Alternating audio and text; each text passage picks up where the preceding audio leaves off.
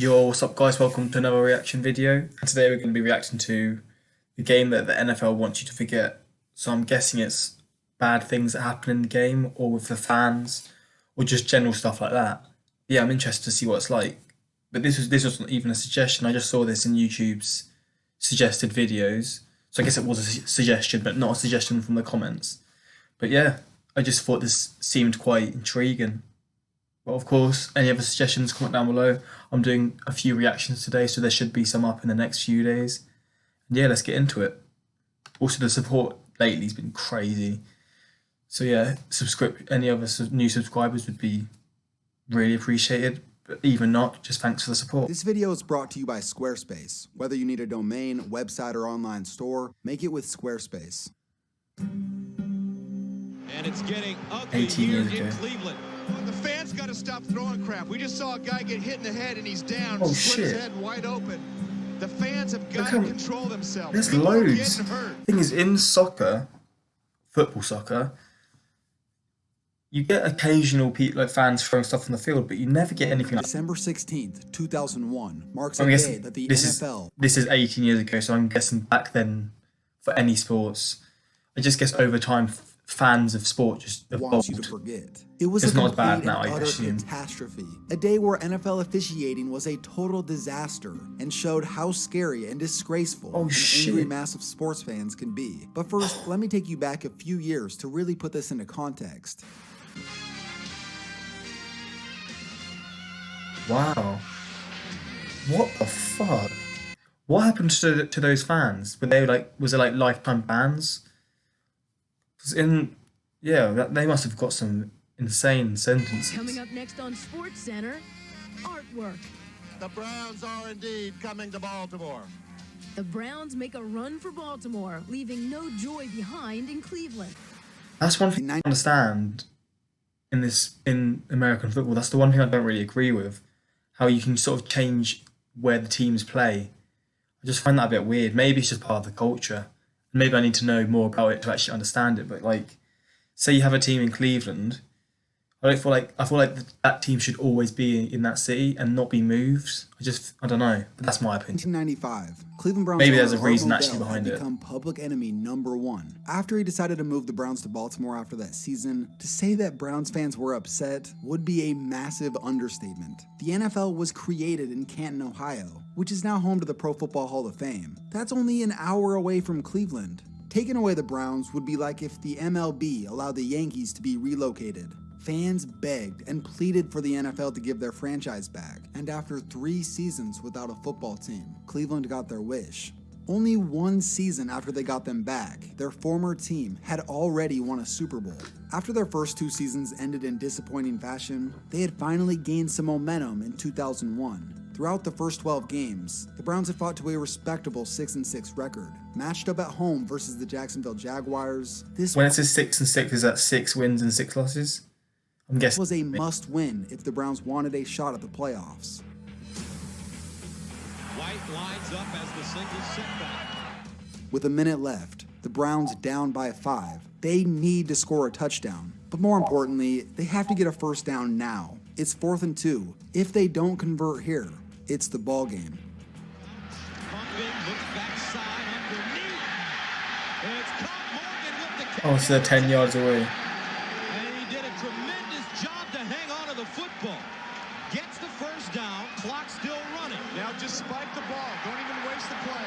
Or maybe they're even calling a play. And he spikes it. And the clock stops with 48 seconds remaining. Wait, what And happened I'm just there? wondering if that was going to be one of those fake spike I thought he was going to do that. Now, here's the dilemma. Jaguars coach Tom Coughlin is begging for an intentional grounding, which was true. You can't fake a spike and then spike it. This should be a penalty and a loss of down. The announcers are in agreement. This looks like this will be the call on the field. Even though it'll hurt the Browns, they still have a chance to win the game. So this is what we've been told. Browns is Cleveland Browns, right? I think that is. Replay officials on the previous play, the 4th down play, they tried to buzz the referees on the field, and they wanted the ref to take a look at where the ball was on the Quincy Morgan reception to review it. replay buzz prior to the snap, we'll be looking to see if the last pass was incomplete or complete. That's the 4th down reception by Quincy Morgan.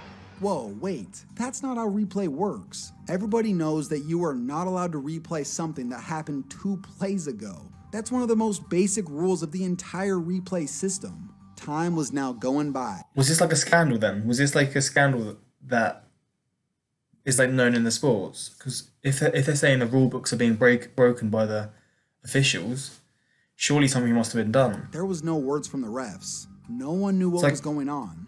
Players were confused, coaches were confused. The fans obviously had no idea what was going on. But worst of all, the refs didn't know either. Fans would be going mental, which is what I'm assuming happens here. The pass is incomplete. First down, Jacksonville. So they say he was juggling the ball. And what Butch Davis is saying right now is we ran another play. And like I said, in the history of replay, Oh, guys, shit.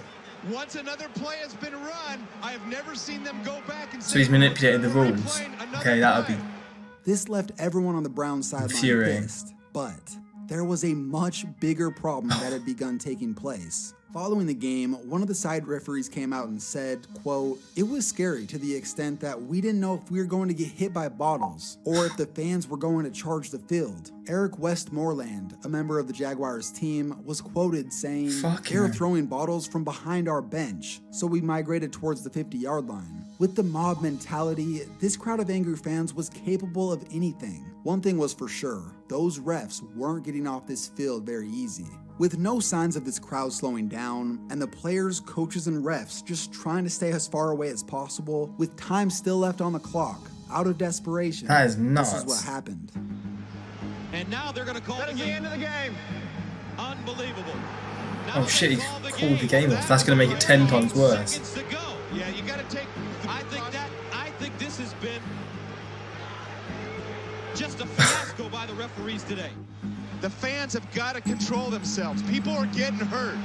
It's ridiculous. You're only hurting yourself by throwing stuff on the field. Oh shit, I've never seen anything like this. Pummeled as they head into the locker room, and Butch Davis is Oh speechless. man, this He must doesn't have know been what to say or really what to fucking do. big So now, moment in here's the sport. scenario. The refs, players, and coaches had all exited the field and were in their respective locker rooms, many of whom were scared of getting hurt, and at least now they could breathe a little. Oh wait, the league office just called. They're making the teams and the referees go back on the field and finish the game. It had been 20 minutes, and now they're being forced to go back out there and have the Jags take a knee to officially end it. Why wouldn't Remember- they be able to postpone the game and continue the last 48 seconds or whatever in like another game or behind closed doors or something?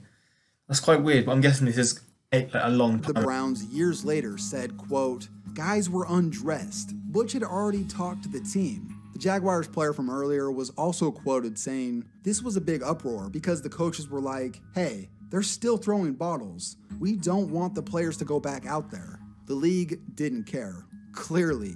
And What here's the another fuck? twist. Some fans believed that they all came back on the field because they were going to reverse the call. The head of Cleveland's protective services came out and said, when they restarted the game, "I think that some fans believed that the referees reversed the decision as far as the play with the receiver. The fans thought that was This a is football mad. decision." This wasn't the case. Both teams gathered 11 random players to go back out there just for this. This was a complete and utter embarrassment from the referees to the Browns fans in the stadium who threw beer bottles and other items, to the league office for forcing They these just made it players and worse, refs to didn't go they? back out there. And lastly, to the Browns owner, Al Lerner, and President Carmen Policy for making these comments. As I said, I'm not criticizing our fans at all. Why not? Because I don't think it's appropriate today. It wasn't pleasant. I wouldn't suggest anything like that. What the fuck? But it wasn't World War III. I don't see any terrible criticism that would be called for the fans. I think everybody controlled themselves, considering that they spent 60 minutes out in some pretty bad weather, getting bounced around pretty hard. Depending upon how it's depicted, Oh, people will understand no one got hurt. what's it Something right very there? weird happened. So, fine, we didn't have the most stable people in the world sitting in the stands, and people reacted. Yo, this is intriguing as hell. But it wasn't World War III. The fans got to stop throwing crap. We just saw a guy get hit in the head and he's down, split his head wide open. Oh mate, that could have I gotta ended so ask you much a worse. question. Have you wanted to create a website to promote your work, but like me, you can't code? Tell you what, that is something completely different. But that's really interesting because I'm assuming fans aren't like that now. Like in any sport, within soccer, 20, 30 years ago, there was fans doing the worst things. There was like stadium collapses and fans overfilling stadiums and crowds and just awful things happening. Have things like that happened in this sport, or is this like the sort of peak of how bad it's really got? Because this is bad in comparison to other sports. I feel like this is probably quite tame, but still, it's not a good look. But again, that's how sport has changed. And yeah, this was a really interesting video.